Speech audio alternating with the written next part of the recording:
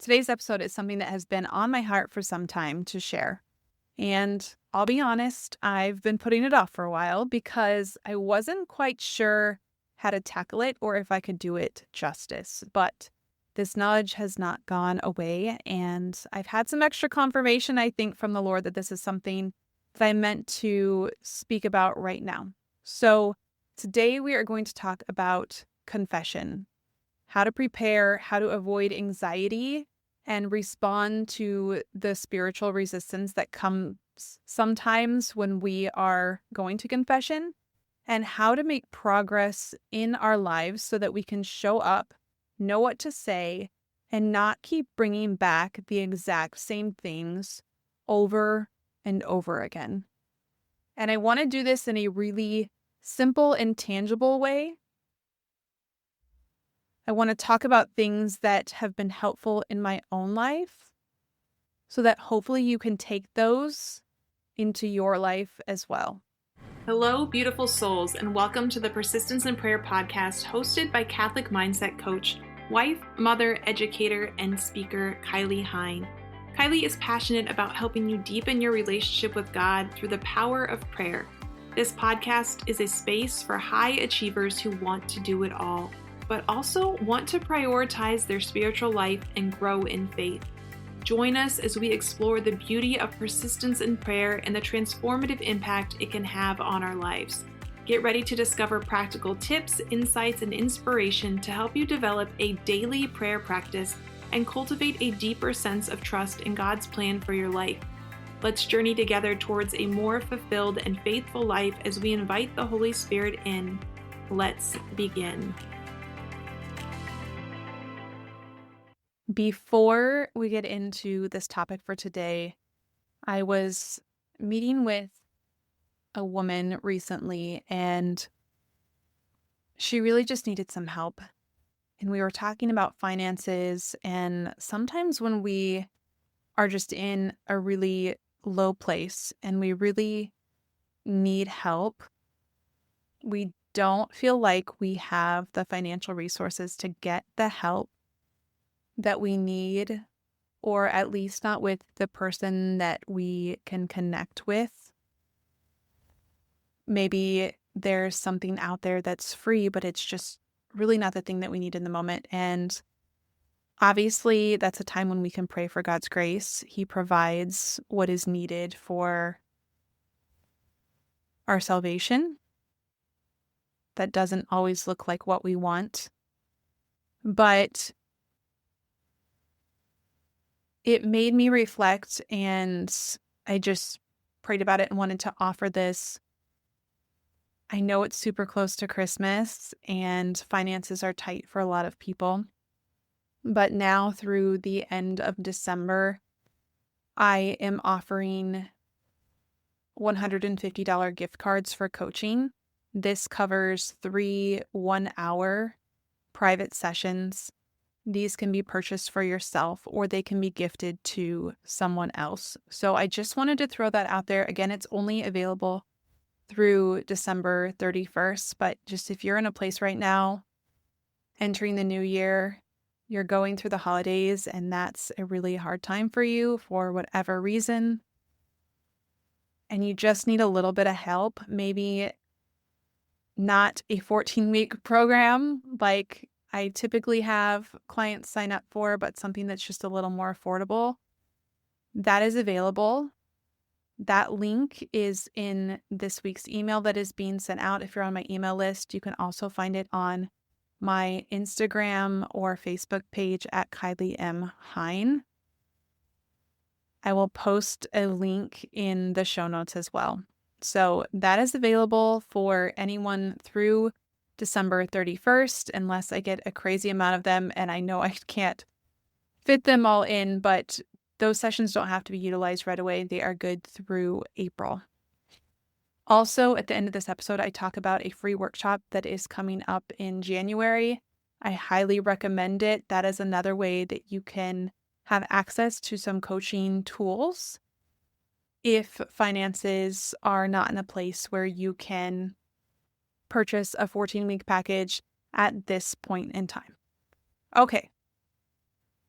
Now that that's out of the way, let's talk about confession in a really practical way, not necessarily theory or theology, just real life, tangible practices that I have implemented, things that have actually helped me with great clarity, less stress and anxiety when I'm going. And hopefully, something in here is going to be genuinely helpful for you as well. So I know it is almost Christmas. Merry Christmas from my heart to yours. Because we have been in this Advent season, many of you have probably already been to confession.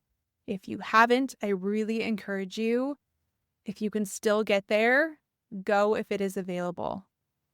And if you can't make it before Christmas, just go as soon as you are able.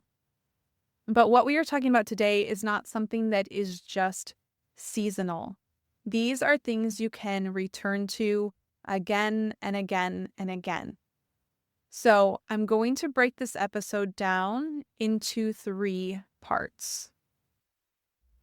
How to prepare for confession, what to expect when you go to confession, and it may not be what you're thinking, and what to do between confessions so that you are actually making progress in virtue and in the spiritual life.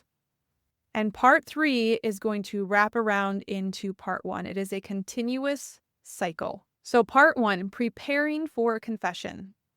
One of the most helpful things that I have started doing over the past several years is varying my examination of conscience.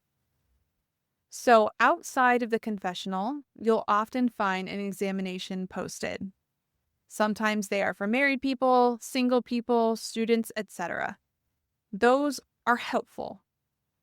But if we wait until we're standing in the confession line to do our examination, that may or may not be the most beneficial time.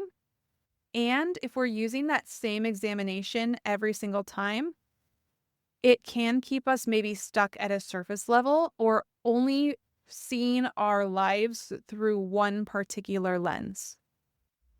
So I have found it profoundly helpful to rotate through different examinations of conscience that look at sin from different angles.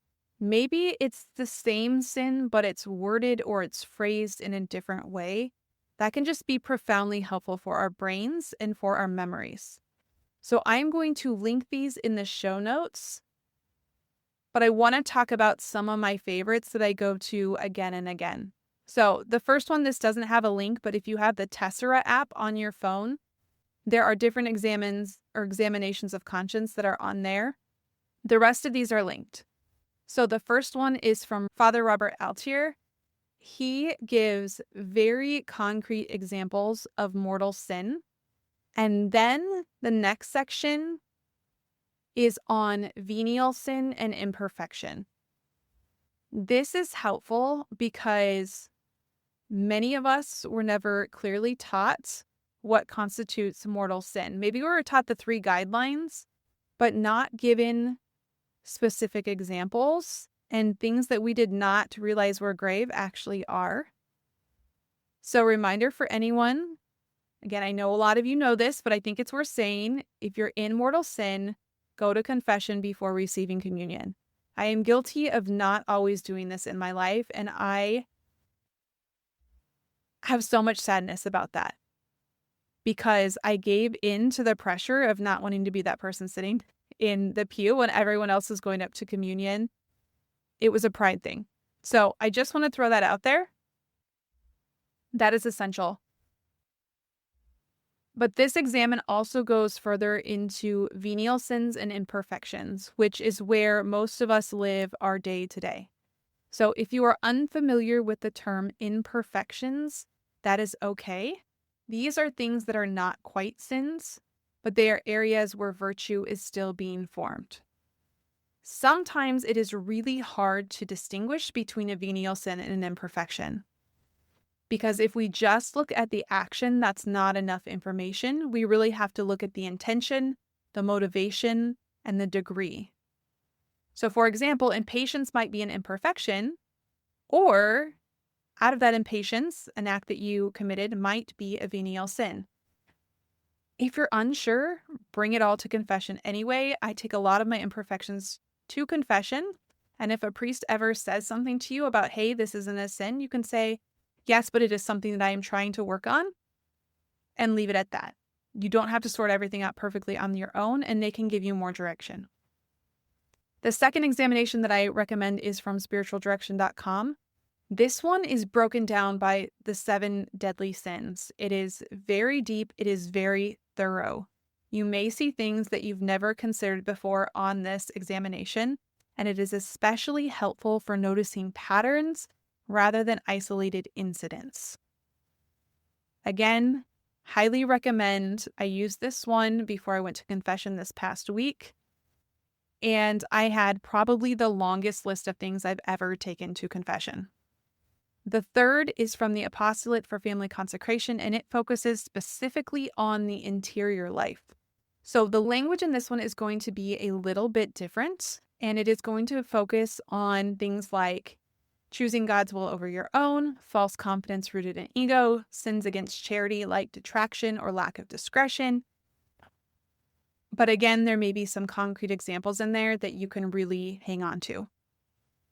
Sometimes changing the wording helps you to see something that you have been missing. Another thing that has helped me immensely is reviewing my journal. If you are not a journaler, I want to gently encourage you to begin in this new year. This doesn't have to be something that is long or fancy, and I'm going to talk more about how I utilize my journal later in this episode. But when I look back through my journal, I don't have to guess. I don't have to reconstruct weeks of my life from memory. Praise God, because my memory is not that great these days. The themes are already there. And then when I make a written list before I go to confession, and I like to do this at least one day in advance, I can take that list in with me, and it just frees me from a lot of anxiety that I typically had when I didn't do this. And I like to do my list and my examination of conscience at least one day in advance. Because if I wait until the day of, something is bound to happen. So if I plan to go to confession Sunday morning before Mass, I do this during my mental prayer time on Saturday. When I wait until the morning of, I tend to oversleep. The kids need extra help. I wake up foggy. You name it. There is something that is going to happen that is going to lead me to making an excuse for not going to confession. But when I prepare a day or even 2 days ahead, the morning of confession is simple. I review the list, I add anything new, if there is something new, and I go. And in the winter, I even go a step further. And after I make the list, I put it directly into my coat pocket or whatever I'm wearing to church. That way, even if the morning is chaotic, forgetting the list doesn't become a reason not to go.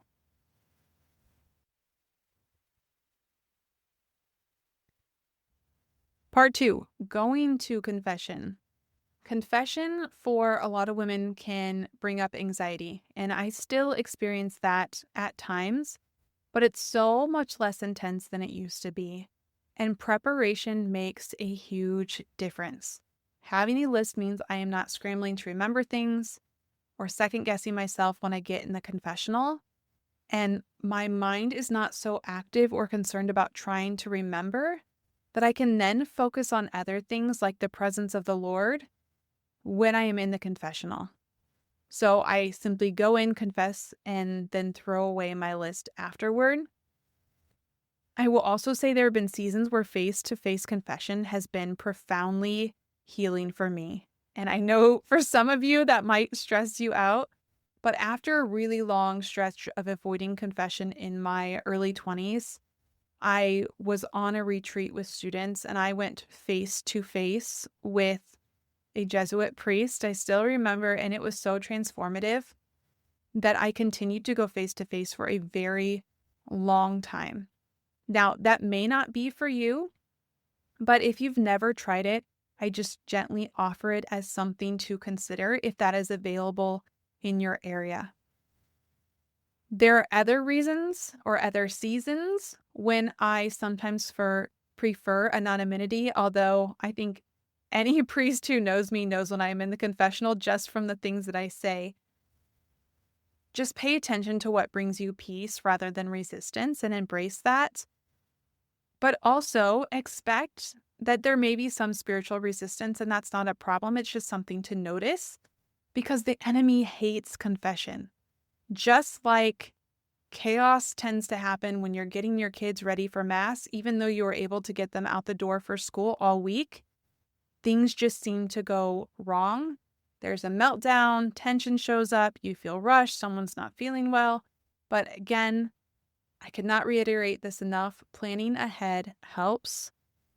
Communicate your expectations early to your family. Choose a confession time where you don't have to bring the whole family if that is more helpful for you. For me, a bi-weekly confession routine has reduced a tremendous amount of stress on Sundays because everyone knows the routine. So even on weeks when I'm not going to confession, we arrive earlier at Mass and are more settled.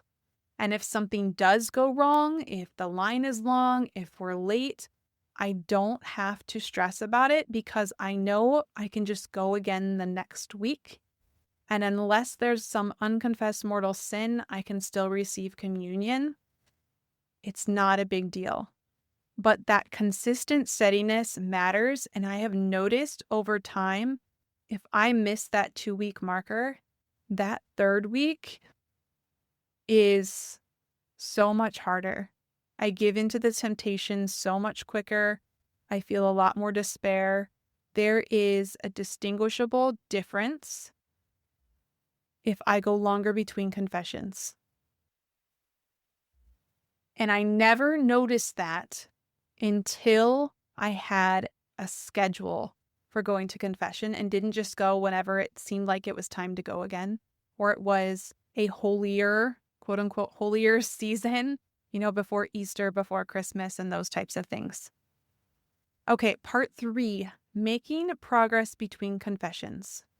After confession, again, I throw my sin list away. Those sins are absolved. God has forgiven me. But later in prayer, sometimes I go back and reflect on why those things are showing up. Not to rehash them, but to understand the motivations underneath. And you can do this while you are making your list, but again, reflect on it after confession as well, because the goal is to not go back to confession the next time with the exact same things. So we want to get to the root of this sin, and I'll give you some examples of how we can do that. So if, let's say, you're constantly going to the confessional and you are confessing anger or maybe lashing out at someone, ask yourself, why was I angry? Was it really anger, which is an undue desire for vengeance? Or maybe was it pride, resistance to someone else's way of doing things? Was it a lack of control? Was it a lack of trust? I was angry because I wasn't in control. Just again, looking a little bit deeper. If you go to the confessional confessing impatience, what was underneath that? Was it a fear of falling behind? Was it feeling inadequate when things weren't going according to your plan? Was it not trusting in God's timeline? If you confess overworking or neglect of rest, what is driving that? Is it a fear of being overlooked? Is it a comparison mindset? And when we begin to reflect this way, confession becomes a little more honest. And yes, your list may actually get longer. That is not a bad thing. It just means that you are more aware. There's an old farming analogy that I think explains this really well. When you go to clear a field, and just you can close your eyes and imagine this, provided you're not driving. If you go to clear a field, you first remove the boulders. We can think of boulders as mortal sins. They're obvious when you look at the field, and those have to go. And those are the things that they take a lot of work to clear out, but they have to be tackled first. So regardless of anything else that is on your list, that is absolutely where you have to begin. But once those boulders are removed, you start to notice rocks. You can think of these like venial sins. So before you didn't really notice the rocks because you were so focused on the boulders, but now that you have removed those boulders, now you can see the rocks, and that's the next place where you work. And then you clear those, and guess what? You're still not done. If you dig a little deeper, you're going to start to notice pebbles. And guess what? There are a lot more pebbles than there are boulders. But they are still things that we need to clear. And those pebbles are the imperfections. But again, we just work on one thing at a time. And that is how we make progress. Another thing, I've talked about the daily examine before, and many of you know I have a free one linked in the show notes. That's Daily Examine for Every Temperament. That one is a little bit longer. I always encourage people when we talk about it in person to simply choose one question from their temperament section and focus on that for a while before going to the next one.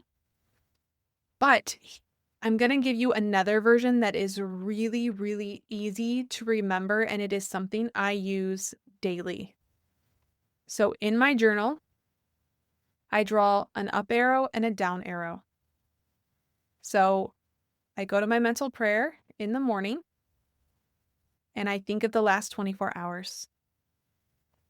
And next to the up arrow, I write one sentence that describes something that occurred within that 24 hours that increased faith, hope, or love, something that drew me near to the Lord. And next to the down arrow, something that pulled me away from the Lord, that was in opposition to faith, hope, or love. So again, not super detailed, not paragraphs, not something that takes a very long time. This is something that takes 2 minutes, one sentence each. Minimal detail. I mean, I would like to describe the situation, but I try to leave out people's names. I maybe use initials enough to help me remember if it is a specific example that I need to describe in confession, but nothing beyond that. And then at the end of the week, I review this, so often on Saturday, and I can look and see, and there is almost always a pattern over time that is obvious. Very recently, when I did this in combination with my examination of conscience, even though the sins and imperfections were varied, there was an overarching theme for me, and that is seeking comfort. Whether I was seeking comfort in food, whether I was seeking comfort in distraction and avoidance, different forms of outward appearance, but the same root. And that clarity makes confession so much more meaningful because now I know what to work on. Another thing I do is I always think in my mind of blocking out when is my next confession going to be. So if I know I went on this date 2 weeks from now, I know what date that is going to be. And I know that if it is a day when I can't get to confession, then I need to modify my week so I can go at a different time. So treating it like any other appointment and resisting the urge to reschedule can be profoundly helpful. We put dentist appointments and doctor's appointments on our calendar. We should put confession on our calendar too. The more often we go, the clearer things are going to become. The sins are recent, and grace is going to overflow. St. Francis de Sales encouraged frequent confession, even weekly if possible, even when not burdened by mortal sin. He said it would help us avoid sin, perceive it more clearly, and regain ground lost through it. He also taught that confession itself exercises humility, obedience, simplicity, and love, more virtue than almost any other act. Going to confession is an act of virtue. That's amazing. So why wouldn't we go? And just a quick side note reminder that I want to go over, because we're going to confession because we are sinners. Sin is an offense against reason, truth, and right conscience. That's in the Catechism. It is a failure in genuine love for God and neighbor caused by disordered attachment. It is when we choose something other than God. For a sin to be mortal, 3 conditions must be met: grave matter, full knowledge, and deliberate consent. The full knowledge piece is one that often people forget or it gets overlooked, and so I just want to highlight that one as well. But if you are unsure, take it to your priest. And one last thing that I want to highlight, because I've heard this several times, I've looked into the source a little bit more, but it has been taught by bishops and exorcists alike, including Bishop Thomas Peprocki, because the sacraments give us grace directly. Confession is more powerful than exorcism. That to me is mind-blowing.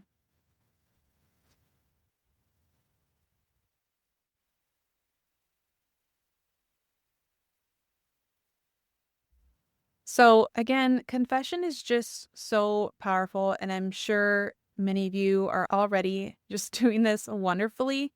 But especially if you tend to feel scattered and overwhelmed, confession can really just bring us back into order.